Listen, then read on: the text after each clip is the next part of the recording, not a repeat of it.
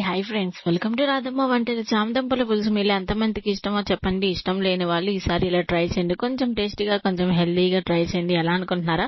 మన ఛానల్లో step by step process తో చాలా సింపుల్ గా, చాలా ఈజీగా, చాలా హెల్దీగా చేసుకోవచ్చు. హెల్దీ ఏంటి అనుకుంటున్నారా? అందులో కొంచెం మునగాకు వేయడమే అండి. ఈ మధ్య ఏంటో మా మధ్య ప్రతి దాంట్లో మునగాకు వేస్తున్నారు. ఏమన్నా అంటే చాలు మునగాకు ఎంత హెల్దీయో తెలుసా అని ఎంత చాట వాడతాను లిస్ట్ చెప్తున్నారు. మీరు కూడా అయితే ట్రై చేసేయండి కొంచెం హెల్దీగా.